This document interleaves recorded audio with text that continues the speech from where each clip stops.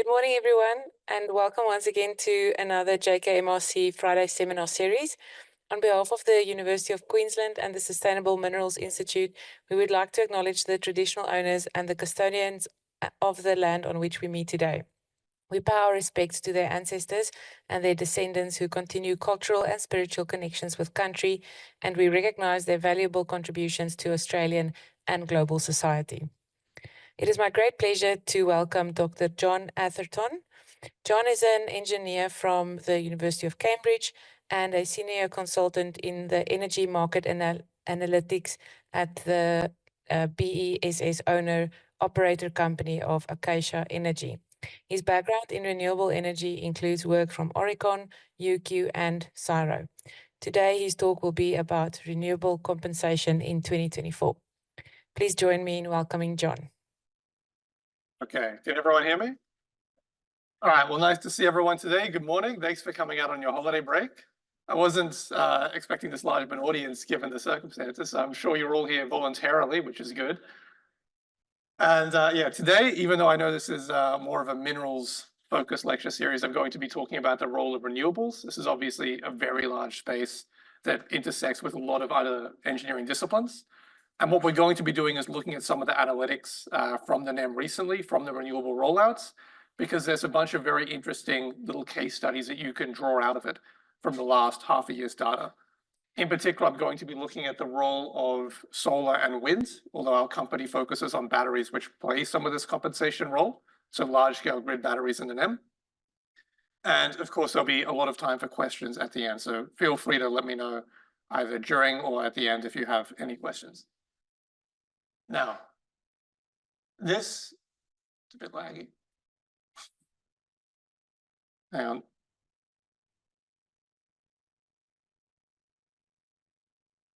All right. This is what the level of renewable penetration looks like in the NEM right now. This is a very good starting point. I've broken it down here by year and also by quarter, starting back from 2022. And the percentages correspond to solar, wind, hydro, and then your little bit of gas and coal underneath as a proportion of generation. So there's two main things I want you to look at when you see these graphs, just to begin with. The first of them is that if you take any given quarter, say all the Q1s or the Q2s and so on, you should notice that the level of renewable penetration, particularly solar, is increasing year on year. That's to be expected. We're obviously seeing a lot more build out of that solar. And that also means the trends from that solar are going to become more pronounced also. Next up, you will see a somewhat comparable trend with the wind, although not really so much in the two most recent quarters. In these two most recent quarters, there was a very large scale wind drought. There was also a literal drought in Tasmania that brings down the hydro a bit. But that wind drought is a very interesting subject of analysis here, because often when we talk about the variability, solar is fairly straightforward, whereas wind is a little more difficult to take a look at. So any practical case like this is very helpful for us. So obviously there is that overall trend of renewables increasing, but simultaneously there is very, very clearly seasonality in this data. As you might suspect, there is more solar generation in the summer. I don't think that comes as a shock to anyone. And of course, solar variation tends to occur on that seasonal level. So every year you tend to see a lot more output in Q4 and Q1. I'm going to be looking at Q1 a lot more in this analysis. And you will also see variation, obviously, on a daily basis. I think that's fairly self-explanatory why you would see that. In the middle of a day, you see a lot more solar, and at night, you don't really tend to. That would be very odd if you did. And meanwhile, for wind, this is where it gets a bit more interesting. Wind typically has those higher capacity factors. It tends to have a more consistent output. But when there is an outage, it's much more variable. So the positive side of this is if there's a bunch of little small outages here or there, those will average out on the grand scale of the grid, unlike solar. And so wind output, when we look at a daily figure later, you'll notice it's relatively more consistent than solar on average. However, if there is a large scale geographic outage of wind, that can be much more persistent, much less predictable. And you will see circumstances like what we saw in the most recent Q2. So that's what I'm going to be talking about here today. All right. So that's all well and good. I think this clicker's working very well. That's all well and good from this perspective of generation. Let's take a look at price. So Here we have the energy prices that we're looking at. This is obviously important because these prices reflect a fundamental technical reality of what's happening in the grid. They're going to inform when it's economical for batteries to come in, when it's economical to have wind, solar, and so on. And I've marked there Q1 and Q2. So there was this huge spike in 2022. Now gas prices, even though the gas generation is relatively smaller than them, we're going to be looking at marginal selling later because gas plays a disproportionate role in setting the price in the NEM. That 2022 spike is because of the gas, the big international gas crisis we had from the Russia-Ukraine war. But if we just take that as an outlier and we look at the two most recent quarters, you will notice that in both of these, all states except Queensland rose with their prices in both quarters consecutively, which is not typically what happens. You normally see more fluctuation. Queensland went down, meanwhile, in Q2. So there's a few other factors I want to quickly break out here that will also be affecting the data before we look at the key renewable trends.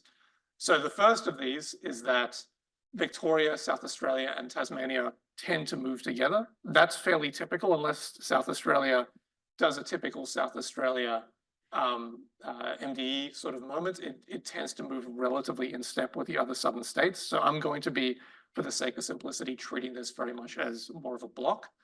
And comparably, whereas in those southern states you have more wind, in the north in Queensland you have a lot more solar generation.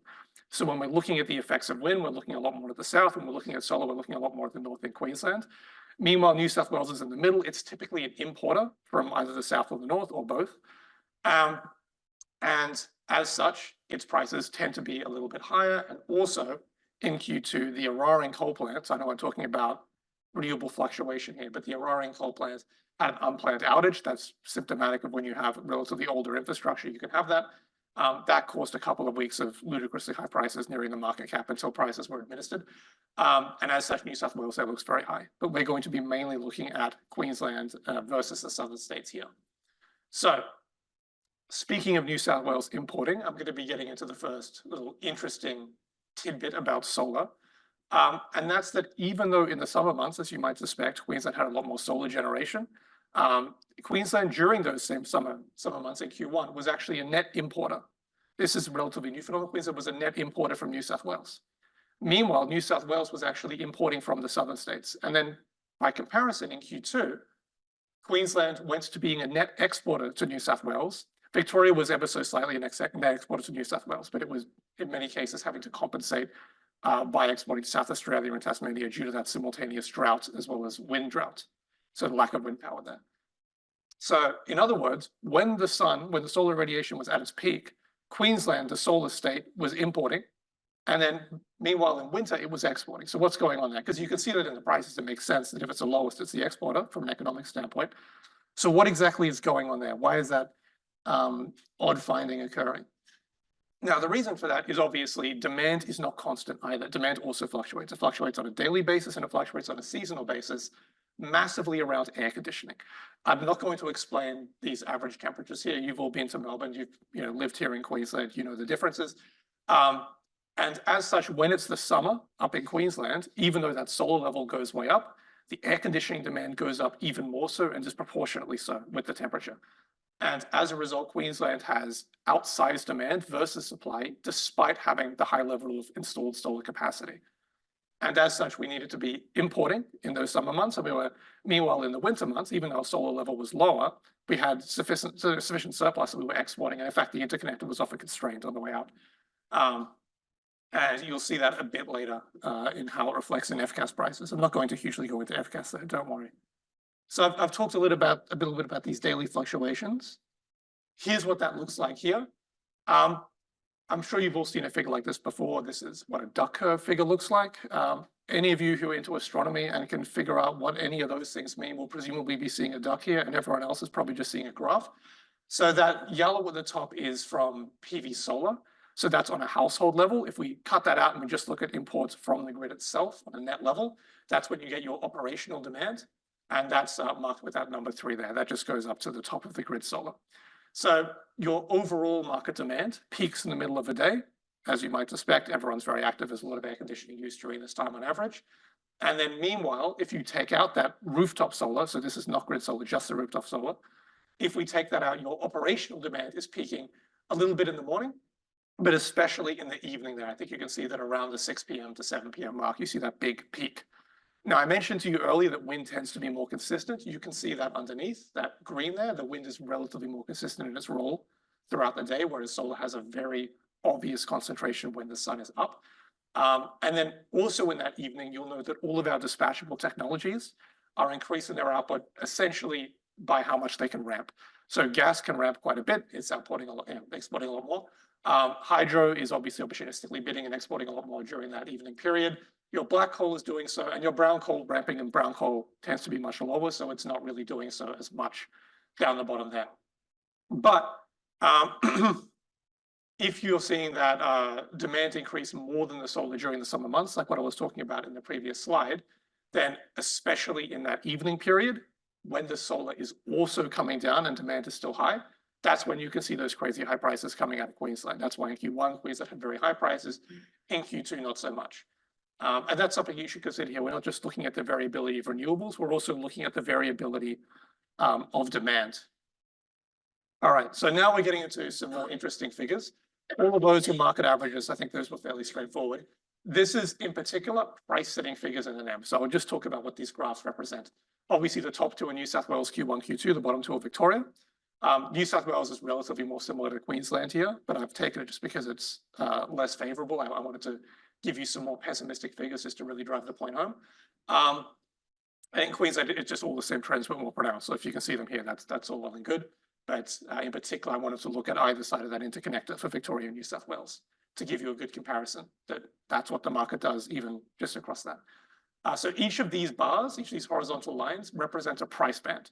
For example, the top one is when prices are over $300 per megawatt, and the bottom one is when prices are below -30. So in other words, the bottom bars are when the price is low, the top bar is when the price is high. And for each of those price bands, I've broken down proportionally which generation technology tends to be setting the price. In other words, who has the highest bid that is still being accepted during this time period. Now, before we continue, I'll briefly mention why it is that we see some wind and some solar during those high price bands. That's effectively because during these time periods, you tend to have a lot of constraints. And technically within any constrained region, that does mean that the AMO considers these renewable generators to be the marginal price setter within these constrained areas. So just because there's a correlation between market constraints and very high prices, that's why you see more renewables at the top. But that's, in a sense, an artifact that's a bit different to actually setting the high price itself. Now, let's go through the overall generation when generation technologies are connected. And if you look at this, you'll see that in those top figures, at the very bottom bars of each of those, solar plays a very disproportionate role in those bottom two price bands, as does wind, and wind obviously even more so down in Victoria there. And conversely, during the middle price bands, in Victoria, much more brown coal, as you'd expect, they have a lot more installed there. And New South Wales, a lot more black coal. I'm also including exports here, which is how come New South Wales has brown coal, for those wondering. So if you're importing or exporting, the imports will be considered within these figures. And as you move towards the highest price bands, you're seeing more hydro, so you're seeing more blue towards the top of any of these bars. You're seeing relatively more purple, that's from the batteries. So even though batteries are just a sliver, if you saw in that previous slide, the batteries are really just a sliver of generation you saw in the evening, very outsized role in being a price setter in the market, as you would expect. So they're able to dispatch very quickly. They play a very key role in the market in this way. Peakers, that's in red. As you'd suspect, that comes in a lot more during the high price bands. And so effectively, the more opportunistically you can bid, whether that be from gas, hydro, batteries, peakers, you see these more in the high price bands, and conversely, the renewables in the lower price bands. And I just want to be clear, this is not a price received figure. So this doesn't mean that on average, the renewables are always receiving this lower price and not at the higher price. This is simply who is setting the highest price. So if you were exporting when the price is over 300, but if you're not setting the marginal price, you're not in here. This is just for the price setters. And this gives you an idea of the market impact of different technologies, even if they are a small proportion of the installed capacity. So the ones that are actually in the driver's seat, even if they're just a minority of the actual passengers in the vehicle. That's what you're looking at in these figures. And this is very key to look at, because it means that when those prices are low, they're typically being set by renewables. And when the prices are high, they're being set by these more opportunistic bidders. However, in the previous slide, you should simultaneously note that those evening peaks are often due to the absence of renewables. In other words, when there are higher price periods, it's generally because there is a lack of renewable technology or other technology from those lower parts of the bid stack that are pushing the top part out of being economically viable or required by demand. This is just the bid stack quarter on quarter again going into Q1 2024. And this is now broken down by each of those bid bands. So you'll notice that as we go along here, that may not be especially clear, but compared to Q4, Q1 is seeing a lot more in the very lowest, as well as the very highest bid bands. This also means that because the total is just your demand, Q1 represented a demand peak. It was a new record for demand. In other words, even though you're seeing a lot more bids in those lower price bands, where there is an absence of those bids, you're going to be seeing a lot more acceptance of higher prices during those evening peaks. And this is a very interesting trend that we're seeing in the NEM, where we're seeing a growth in the absolute lowest levels of prices that are being bid, but simultaneously a growth in the highest level of prices being bid. And this is different market participants playing around this variability that occurs on a daily basis, or it could even be on a larger scale basis. So even though I showed you those average prices earlier, those average prices from the second slide, just bringing together the high and low prices. So in these figures, what I've done is I've just looked at the number of half-hourly price periods that exceed $300 per megawatt hour in the NEM, going for each year to date. So up in the top there, you've got Q1, in the bottom, you've got Q2. Again, 2022 is a massive outlier. Let's start off with Q1 there in the top. So compared to 2023, you obviously see in Queensland, you see in New South Wales, you see in Tasmania and Victoria that there are more high price counts, and that's something that you've seen being growing for a number of years. South Australia had fewer MDEs, so it went down, but all the other states went up. And then meanwhile, in Q2, you see that there is, again, fewer MDEs coming out of South Australia, so it went down. But all the other states besides Queensland, again, saw an increase in those high price counts. And Queensland, as I mentioned before, that went down because you have a lot more solar, but you're still seeing a reasonable number. That's because of the evening. So even though, for example, Tasmania has higher average prices, Queensland has very similar high price counts. Okay, now comparably to this, let's look at the low price counts. This is when the prices went negative. So although the average prices were increasing, the negative price counts are actually fairly stable there in Q1. Queensland, although it had very high average prices, still sees a lot more negative price counts than New South Wales or Tasmania. Again, that's because it has that much higher variability within Queensland. And meanwhile, in Q2, if you look at these figures right here, you can see that the negative price counts for Q2 have a massive spike in Queensland. That's that maroon bar there. You can see we went from 338 negative price counts in 2023 to 560. And if we compare this, of course, to the previous slide, you'll notice that there are still a lot of negative price counts from Queensland in Q2. That's all consistent with the fact that even though there's less solar generation overall, owing to there being lower demand, you're seeing that those solar generators are setting the price more often and exporting a bunch of solar down to New South Wales at those negative price levels. So that's very key here. We're looking at the variable levels of renewables. You have to simultaneously consider the variability of demand, as well as how much other generation technology can come in and play a role. So between those high and low prices, that's where you get the next metric we're going to be looking at today. That metric is, of course, the spreads. Loads up for us. There we go. So these spreads, this is a very good metric for market volatility. It's also a relatively decent proxy for battery arbitrage revenues. These spreads represent the difference for every given day on average between the lowest and the highest prices, and we take that as a block. We don't just take the absolute highest and lowest, we take it for a 2-hourly block. What would be effectively the arbitrage that a perfectly efficient battery would make is one way to think about it, or just that volatility on a daily basis. So each of these represent for each quarter, and in turn for each state. I've got New South Wales, Queensland, South Australia, Victoria. Tasmania is on the right, but it's not really as relevant, but I've got it there for those wondering. Each of these is effectively a metric of the level of daily price volatility levels that you're seeing here. So let's start off with New South Wales. Obviously in Q1, ever since 2021, that has been steadily growing. 2020, that was, again, fairly outlier year. You saw some very low demand, giving you some interesting market phenomena. But if we just look at the more recent years, you can see that has been steadily growing for a little while now. If we look at Queensland, it's been very pronounced. So even though Queensland has been having high levels of solar generation during these periods, again, the evenings still see such high demand versus those negative prices in the middle of the day, that Queensland has these extremely consistently high spreads during the summer months.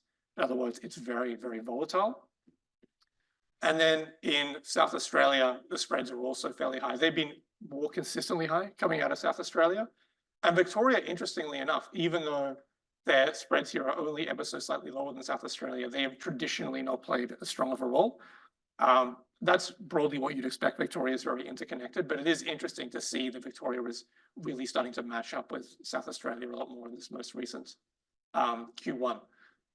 So the key thing I want you to take away from this slide before we continue is that even though Queensland had a lot of negative prices and a lot of high prices and a high average price, we're looking not just at the average price, but the disproportionately high level of spreads comes from that volatility that you're seeing coming out of the prices there.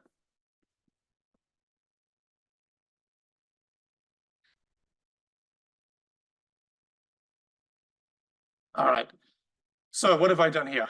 All right, what I've done here is I've taken a battery model that optimizes the dispatch of a battery with those backcasted figures. In other words, assuming that your battery had perfect knowledge of market prices, both in the wholesale market, but also the FCAS markets, those are the contingency markets that play another role in NM. What revenues would a battery have made were it to have performed the role of bidding an FCAS and arbitraging during these previous quarters? So the bottom figure is just all of the Q1s for a year-on-year comparison, again, because there's seasonality. And the top one is just all the most recent quarters there. And I've again broken that down by state. So year-on-year by state, New South Wales has seen some growth there. Oh, sorry, New South Wales had a 6% drop. Queensland went up significantly. That's the one that went up 23%. South Australia slightly down. Tasmania up, again, also fairly significantly as a percentage, but the revenues are so low, it doesn't really matter. And lastly, Victoria slightly up. So the key takeaway, obviously, year on year is just how much Queensland's revenues have increased. And because we're looking at Q1 here, this is overwhelmingly because of those higher spreads I showed you in the previous slides. So those high Queensland spreads are really driving their revenues higher. And then comparably, if you look at these figures for the other states, like say New South Wales, the spreads are still quite high as they are in Victoria, and as they are probably even more so in South Australia. But Queensland is really what takes the cake during those summer months, because those shortages drive up evening prices so high that an opportunistic battery that could import solar in the middle of a day and then export during the evening has a very, very good business case here. South Australia also, there is a lot of renewable penetration in South Australia. So don't get me wrong, wind is very significant. But of course, the level of wind penetration in South Australia is much higher than solar in Queensland. And even still, the spreads you see in Queensland are much more significant. So the key point here is that because that there is a much higher correlation between the outages between solar plants, because it all just follows the sun, that gives a very predictable level of spreads, makes it very easy for a battery to cycle around it.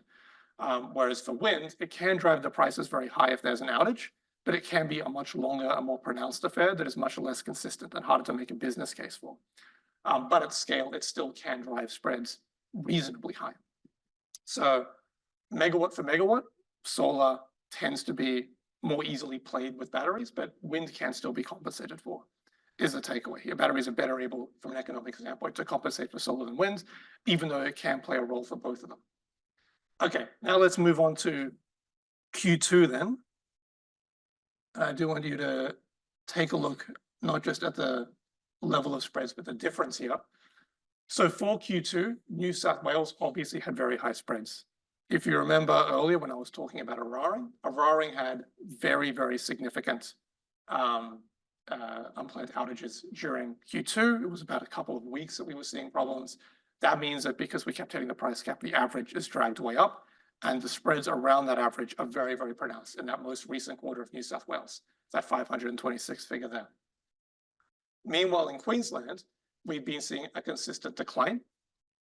for the last 3 years, but you'll notice that it's still very high. So even though Queensland, if you just look at the Queensland figures, has been declining for 3 years, those are still the second highest spreads in the NEM in Q2. And that's owing to the fact that it has so many negative prices caused by solar during this Q2 period. So Queensland, again, it had the lowest average price in Q2, but it has the second highest average price. And if we consider the fact that New South Wales is due to a coal outage, it's the highest spreads that are driven by renewable factors in the NEM. And that again is reflecting the role of solar within the grid of Queensland. Comparably, in South Australia and Victoria, spreads were still relatively high. Again, South Australia, you see a decline. That's mainly due to an MDE decrease. So just fewer market disruptions. Whereas from a renewable standpoint, Victoria is more indicative. Those spreads look relatively more consistent than what you see in Queensland, but they're still just consistently lower, which is what you should be taking here. Tasmania, again, Tasmania went up, but it's still the lowest by far. So what you're really trying to take away here for these figures is, even though Queensland has seen a decrease year on year, because it's just been, if you look there, you can see that it's been declining from 895, 446, 255. Those are still the second highest spreads in the NEM. And they're about half, by the way, of what you see coming out of New South Wales. Now I want to take you to the next figure, which is just the revenues for Q2. There we go. And if you recall in the previous slide how Queensland's spreads were about half of New South Wales's, here we have the revenues compared for Queensland and New South Wales on the very bottom right for those watching the audio, watching the recording there. And you can notice that even though New South Wales does indeed have the highest predicted revenues for the previous quarter, the Queensland revenues are only ever so slightly behind. So again, the Queensland spreads were about half, but the actual total revenues are only ever so slightly behind. That's because there is very high predicted FCAS revenue for that previous quarter. So FCAS, again, is the contingency markets that's compensating for difficulties in transmission for more short-term fluctuations.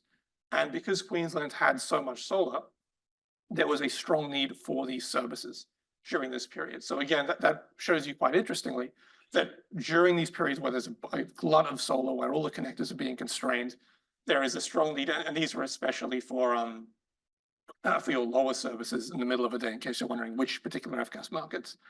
These weren't for raised services, these were for lower services in the middle of a day. There was this high demand. So during these periods, you could make significant revenues if you were in those markets in Queensland.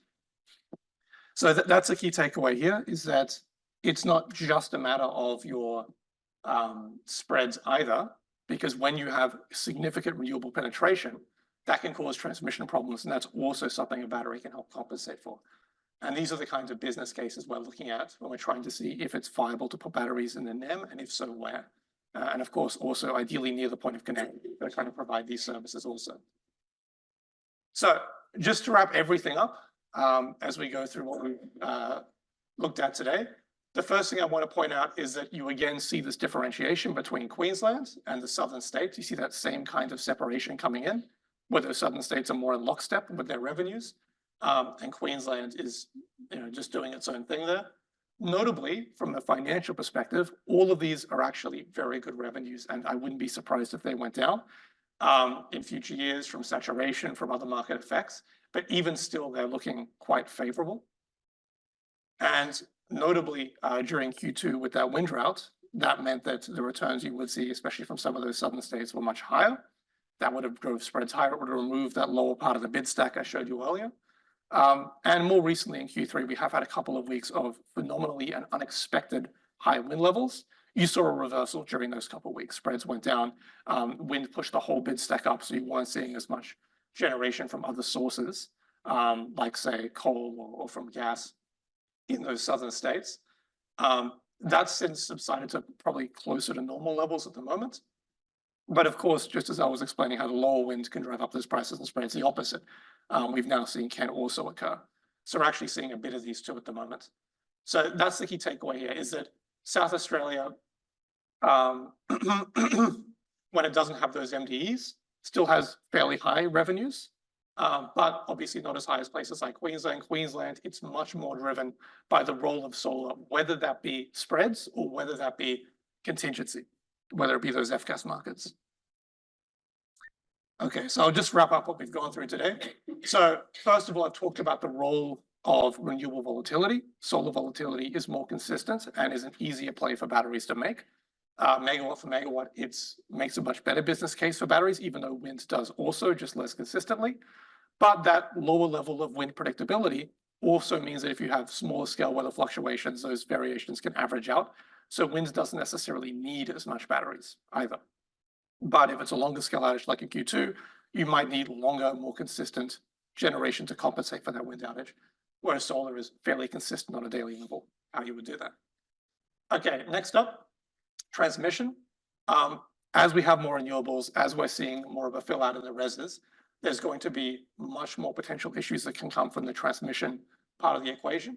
And those difficulties can be compensated for by having batteries in the grid, providing services like in the F-gas markets, like what I showed you in Queensland from those Q2 revenues, where your significant lower service revenues were coming from having batteries providing F-gas services. And then simultaneously, there is a strong ability to not just arbitrage, but also gain proper revenue from those levels of F-gas. Although overall, we are expecting arbitrage to be the more persistent source of revenue, especially coming in future years. So F-gas is more susceptible to saturation than arbitrage. But of course, there is that overlap between transmission problems and F-gas. So there's always a level of trade-off and requirement for that there too. So obviously this plays into the final point we talked about, which is what are the battery conditions like from a market perspective? So from purely a price perspective, is it worth it to have those batteries in the NEM? And obviously historically it has been, and you want to expect you don't want to expect, sorry, that your future revenues will always be as peachy as your previous revenues. You want to make sure you have a more conservative business case there. But even still, if you're seeing more solar or even existing levels of solar, if you're seeing phenomenon like an aging coal fleet having unplanned outages, like what we saw in New South Wales, if you're seeing market disruption events, as we saw not in those two most recent quarters, but you did in the couple prior coming out of South Australia, all of those represent a lot of upside you can uniquely get from batteries. And that's something that batteries are very good at. Batteries are good at making money when the rest of the market has disruptions. Normally that's a bad sign. Batteries can, alternatively to most other generation technologies, have a very good play when you see that level of disruption in the grid. And so the business case for batteries is to compensate for the role of other generation technologies, mainly wind and especially solar. And that's really the key takeaway here today, is that I wanted to show you just how much Queensland, rather than South Australia, has been seeing that volatility and how good of a play batteries could be, at least on a relative basis compared to the southern states. Because if you were to go back a few years, the big question of the day was South Australia. People were talking about batteries in South Australia. Those were the headlines. Everyone was tracking whether or not South Australia was a net exporter. But now we're seeing that phenomenon in Queensland, except rather than being driven by wind, it's being driven by solar. That solar is a relatively smaller proportion of the market, and you're still seeing some fairly pronounced effects. So that means that Queensland is a good case study for solar. The southern states are a good case study for wind. Q2 shows you what happens when you have a wind drought, what that looks like. And now you're going to probably be seeing a lot more battery focus coming into Queensland. And I have some other figures I don't want to show you because they're in-house, but that's what I think is really interesting about the role of renewables and how we're compensating for them right now. Thanks. Thanks, John. That was really interesting. Maybe just a quick question from my side.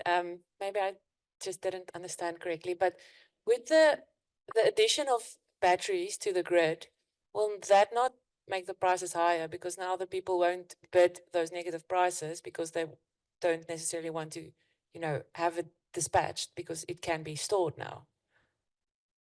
I mean, the reason why a lot of solar and wind would bid negatively is because they also have contracted revenues for how much they dispatch. So if you say you're making $50 per megawatt hour and you're willing to bid -40, you're still making money, or at least you're flat, or you're avoiding what would be curtailment. So as a wind or solar plant, from an economic standpoint, you don't really mind what happens on the other side of that equation. You'll purely focus on your own revenues. Oh, okay. And so from the perspective of your own revenues, that's why they will bid a little bit negatively. Okay. Now, if those contracts were to go out, you'd probably see rather than going to say -50, it would go to 0. But it would be that same phenomenon. And what would drive prices higher wouldn't be the renewables, they're just caring about their own balance sheet. It would be if you had so much batteries that they move the price higher by pushing you higher into that bid stack. So it would really be something like saturation from batteries, or potentially something like repumped hydro. By that same token, like that could drive it higher. The renewables themselves, they don't really mind what happens on the other side of the equation from an economic standpoint. Okay, well, that makes sense. Thank you. Maybe one more question from my side. Earlier when you talked about the electricity that's being exported and imported throughout the different states, does that happen a lot? Because I'm just thinking from like a emissions reporting side of things. Obviously, the companies need to report their scope 2 emissions, and they use those electricity, the grid emission factors. And I mean, if you're in Tasmania is probably a different story, but the different states, the emission factors differ quite a lot. So does this interfere with that? Because now you have contamination of the different electricities. I don't know if I'm making sense, but my bottom line question is like, does it happen very often that the electricity is being transported throughout the different states? Yes, it happens quite often, yeah. Okay, and is that not then an issue with the emission factors that are being used? Yeah, it would depend on how you're calculating those factors. So if you're breaking it down, including, for example, when I looked at price setters, I wanted to include imports. If you were including imports, then those could be factored in. And ideally, you would also factor it in by time of day as well when you're consuming. Okay. But it really depends on how they're compensating there. Sometimes I'll just buy contracts for renewables and take credit for it. So they're, it's almost like they're just getting a nice trophy, like they're accepting the trophy on behalf of renewables for an extra fee, or something like like an REC or something. But yeah, the methods will vary. But yes, to get to your core question, the imports and exports are relatively consistent in NM. They're not an insignificant factor. If you remember back when I was showing you the New South Wales price setting, all of the brown coal there is exclusively imports from Victoria, for example. So that is very, very significant. But of course, you can just look at when you're importing from those states as if it was its own generator, and that'd be a very easy way to calculate it. Yeah. Okay. Do we have any other questions, Mark? Yeah, thank you, John. Absolute novice to this, but it sounds like a multi-dimensional chess game that we have to consider with all of those variables. Probably two questions. One was when you showed that excess pricing, for example, in Queensland with high demand, where gas and coal then filled that demand. I mean, that's presumably because they've got pre-installed capacity that they could rapidly bring online, whereas we can't do that. It's the pre-installed solar, wind, and batteries, obviously, that constrains us. So just sort of confirming that. And then the question on battery recovery for the investment is, what kind of time horizon is there for return on investment of installing batteries to the scale that you're thinking about? And if it's very long term, then would a disruptor, for example, if we do get a small approval for small nuclear power facilities, then presumably they would be a disruptor to that at some point in the future, albeit quite a long horizon. So I'm just interested in that horizon. Okay, I'll take your questions in reverse order. So for the nuclear one, just because I think that's a much more interesting one, we can go somewhere like here. So I'll just begin by talking about traditional nuclear, then I'll talk about SMRs a little bit after. So when you look at the role of a very low ramping technology, which is what nuclear is, nuclear can ramp even less than brown coal. It has a relatively low ability to compensate during that evening peak. And so if you had a lot of traditional style nuclear, so very low ramping technology into your grid, it would look a lot like this brown coal, probably even less so. If you look at countries like, say, the UK, where they have a good amount of renewables, but also a good amount of nuclear, they're more wind than solar, obviously, compared to us. That nuclear generation level is almost flat, consistent throughout the entire day. You basically just take demand and you just subtract the level regardless of when.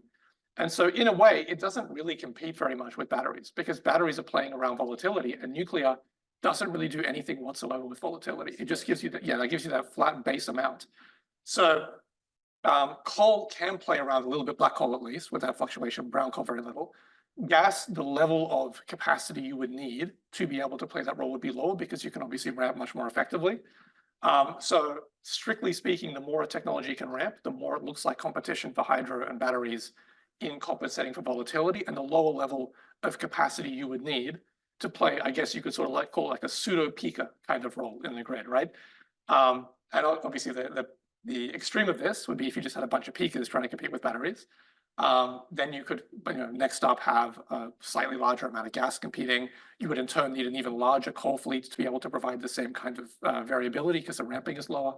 And I don't know exactly how much nuclear you would need to be able to play this level of variation, but it would be phenomenal. For the most part, nuclear doesn't really represent any direct competition in this way. The only exception is maybe if it was very high ramping SMRs, which are highly speculative. I haven't seen any of this designed or operated at scale, but it would need to come in within, not just someone designs the technology, but it would need to hit market, be approved in Australia. The supply chain would need to come in, and all of that would need to happen within the life cycle of a battery, and within a significant enough part that by the time it's installed, it's competing, because obviously, we care more about the immediate revenues, everything else into the future gets more and more discounted. It would need to come in extraordinarily rapidly, and with that very, very particular technological upgrade on traditional nuclear to represent a disruption to batteries. Comparably, if we built a ton of gas, that could, from like a ramping perspective, be a more obvious form of competition. But notably, gas very consistently, like I showed you on that price setter figure, sets higher prices. So, from a cycling perspective, we might not be the ones at the front of the pack anymore, but we're in the slipstream of gas, and it sets a very high price. And so if gas wants to come in and it wants to play that role, it can go ahead because it traditionally sets very high prices when it doesn't. So that's the advantage we have here. And if there are other disruptions, like there's a delay or a coal plant is extended, which means it probably is going to have more unplanned outage, just like a roaring. If there's a delay to an interconnected, that means more constraints, more F-gas. Batteries as a compensation technology typically benefit from a lot of these potential future disruptions. So that's what it looks like. So obviously, yes, during the evening peak, you do need other technologies to come in. I'm not saying that should only be batteries, just the batteries are one part of a greater picture there for that level of arbitrage. As for the role of nuclear, I don't really view it as a very strong form of competition for batteries for the ramping reasons I mentioned here. Was there anything in your questions that I've missed? I kind of mushed them together. Oh, yes, the payback. Yeah. So we are seeing fairly good returns at the moment. I'm not going to be going too much into our in-house predictions here, but a payback window could be anywhere from like a sort of 10 to 20 year sort of scope as per the battery. We'll just take the warranty for the provider and what they're telling us for that. So at the moment, yes, you would see payback for those batteries. So, that's a good point because a lot of revenues I showed you were on a relative basis. You might say, so what is that a high number? Is it not? If I showed you like 10 million on one of these graphs, does that mean payback or not? At the moment, yes, those all like those would get payback, but our modeling tends to be more conservative because modeling inherently doesn't have the same level of disruptions as real life. If you look at any modeling for say the past couple of years, you would consistently underestimate something like an unplanned outage and its effect. You would underestimate MDEs, especially coming out of South Australia. All of those are revenue upsides of batteries. So modeling by its nature is conservative for batteries because batteries like unpredictability and volatility. And a model is always more, everything's nice and neat and all your equations match up and it's perfectly optimized compared to real life. So in that sense, modeling is inherently conservative. And then on top of that, from a business perspective, obviously we want to make sure that we have our low scenarios where you can still achieve payback. So yes, we are expecting obviously payback or we wouldn't be building, I guess is the quick question, quick answer to your question, yeah. Okay, were there any other questions we had? Yeah, so we have some online questions here. Okay. I'll read the first one and the second one is from Steve. I'll allow him to talk. So based on this data, if you were in charge of Queensland, Yes. would you be encouraging hydro projects? Okay, that's an interesting one. So first of all, it would depend on if the hydro is pumped or not, and if it's. I shall say make a conversation before the lecture about this. If it is pumped, you have very limited ability to install that hydro. And only if it is either pumped or sufficiently dammed can it move opportunistically during this evening period. So the evening period you're seeing here on this graph, it's nice that I was here, thank you to the previous question for getting me here. That peak there, that comes overwhelmingly from Tasmania and from the Snowy scheme, where you do have that dam, you do have the ability to dispatch the hydro when you need it. You can't just build any hydro which way and expect it to be useful. And even if you did, there's only a very limited amount of capacity you would build in Queensland. And then even if you did on top of that, a lot of it would be in the north of the state, where you have a lot of the transmission problems I mentioned earlier. So I wouldn't oppose hydro. I just don't think it would be sufficient to meet Queensland's needs if I was in charge of building in the state. And indeed, it may well be the case that you're better off coordinating with the other states, with exporting a bunch to New South Wales and then having the Snowy scheme play a larger role. And then they can handle all of the difficulties of building Snowy 2.0. Rather than our own government's balance sheet having to worry about those blowouts. But that's what you see here in Queensland. So in other words, yeah, by all means, you can encourage it, but it wouldn't necessarily, it is in Queensland, you see relatively more just like run-on rather than dammed hydro. So that wouldn't play the exact same role in compensation. And then even still, you're limited by us, not being Tasmania, we're not New South Wales. We don't have as much geographic potential. And where we do, it's harder to get transmission to it. Yeah, thanks, John.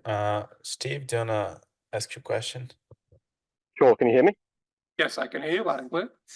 Great. Yeah, could you just a little bit, Okay, just a yeah, second, Steve. Just it's a little bit loud here. yeah. I'm just gonna We've decrease a got little bit. to- Just a second. Can you talk again, Steve? is that good? Yeah, that's better. Thanks. Great. Yeah, could you expand on what type of battery infrastructure you're actually referring to? Because obviously there's lots of different types out there. And now I understand that lithium-based technologies cannot be recycled fully yet, and we're talking about maybe 30%. And they need replacing relatively quickly. So there's a danger that significant battery infrastructure could actually have negative environmental impacts. And I'd love to hear your comments on that and on anything that's emerging to address that. Yeah. Well, in terms of what we're doing, we're building, it's overwhelmingly lithium ion. That's where all of the market is right now. Nothing else is really at scale. We're investigating other technologies if they become available and if they're at the scale that we are using. But at the moment, there is simply only lithium ion between different companies which are all competing on that same technology for us to use. As for what we do with them, we're specifically looking at grid scale batteries, so not a household level. We're looking at when you install them very close to an interconnector, so you minimize that transmission, you maximize the ability to play into F-gas to play that compensation role. And then beyond that, it's really just a question of how much renewables you can enable. The batteries in and of themselves obviously do have an environmental impact. And then it's just an opportunity cost trade-off with how much can we enable more renewables, how much does that allow those renewables to displace fossil fuels and so on and so forth. So a lot of those equations are done through government, done through AEMO, but at least right now batteries seem to be trailing the renewable build out. That might turn around in the future. But for the time being, all of that renewable energy is going to be going to waste and not being able to displace any fossil fuel technology unless we have these batteries. So it is something we're keeping in mind, but there really just isn't much competition between chemistries at the moment to the point where we could go with anything other than lithium ion. And the last thing I will mention is because we're exporting disproportionately in the evening, the technologies we're pushing out are going to be the technologies that would have otherwise been the marginal seller from a bid stack perspective. So when a battery is exporting, you shouldn't view it as replacing the emissions intensity of just each of these bars overall. It's in fact going to be disproportionately displacing the marginal seller in the market. So that'll mean it's disproportionately displacing gas and coal and hydro bids opportunistically. So when we look at battery build, that doesn't actually tend to displace hydro very much.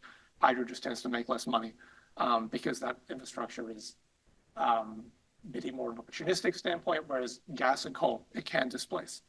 And that doesn't necessarily mean you don't need the capacity to be around in reserve, but it does mean that you don't need to be consuming as much fuel, which is a very large environmental point. So to answer your question, it is something we're keeping in mind, but there just isn't much competition on the market right now that lets us play around that very much. The most we can do is try to compensate for renewables.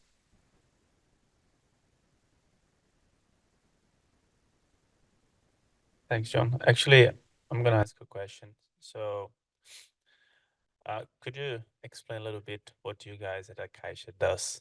What do you do? And would you see, like, I imagine like a lot of the business plan is based on using batteries, but we have a lot of demand for a lot of critical minerals that's going to increase in the future. Do you think the commodity price and the demand could disrupt business plans? So, like that basically focus on the battery. Yeah, well, that's another reason why I wouldn't mind if you guys came up with some more chemistries for us. But in the meantime, we've recently seen the prices of a lot of these batteries declining from a manufacturing standpoint. So for the time being, even when lithium prices have shot very high, you don't see as much of an effect on the battery price. But of course, critical minerals are very important. That's not just for the batteries either. That applies to a lot of these renewables.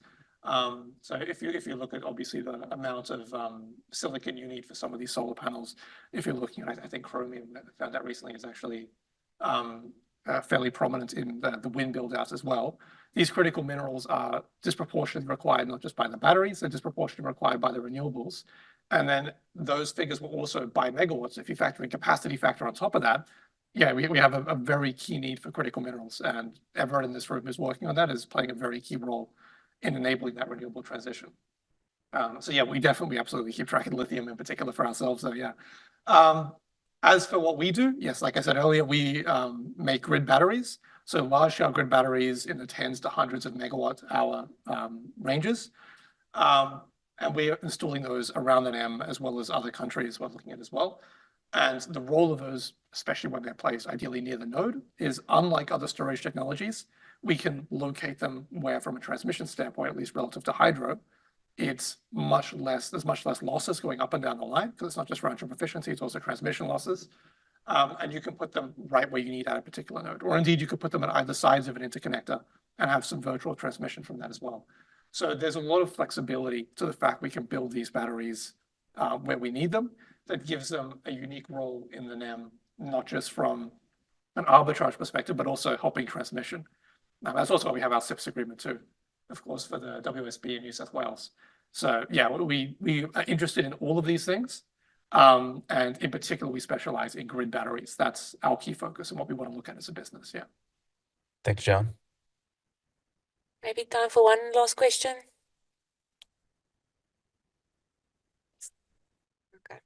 Okay, thank you very much, John. Let's give him another. Stephen, did you have one more question? Or there you go. No, that was good. Thank you. Okay, all right. Okay, so next week we will have Edson Lyken from Setequa talking about recovery of critical raw materials from mining water. So I hope to see you all there. Thank you.